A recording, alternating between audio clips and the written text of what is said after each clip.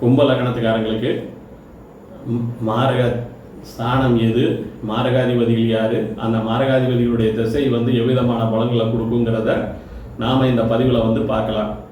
பொதுவாக கும்ப லக்கணங்கிறது ஸ்திர லக்கணங்கிற ஒரு வகையை சேர்ந்தது.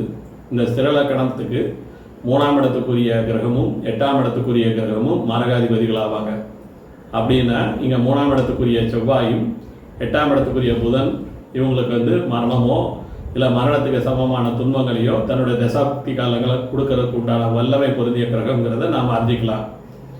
பொதுவாக கும்ப லக்னத்துக்காரங்களுக்கு 3ஆம் இடத்துக்குரிய செவ்வாயும் 8ஆம் இடத்துக்குரிய புதனும் நெருங்கிய தொடர்பு, அதாவது பார்வையோ சேர்க்கையோ இருந்து திசையை நடத்தக்கூடாது.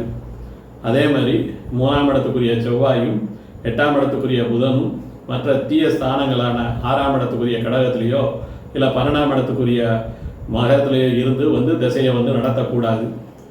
அதே மாதிரி கும்ப லக்னத்துக்காரங்களுக்கு 3ஆம் இடத்துக்குரிய செவ்வாயும் 8ஆம் இடத்துக்குரிய புதனும் 6ஆம் இடத்துக்குரிய சந்திரனோடையோ இல்லை 12ஆம் இடத்துக்குரிய சனியோடைய சேர்ந்து திசையை நடத்தினா பலவிதமான துன்பங்களையும் கஷ்டங்களையும் கொடுக்கலாம். அல்லது மரணமோ மரணத்துக்கு சமமான ஒரு துன்பங்களை விளைவிக்கக்கூடிய வல்லமை அந்த காலகட்டங்களில் உருவாகும். நன்றி, வணக்கம்.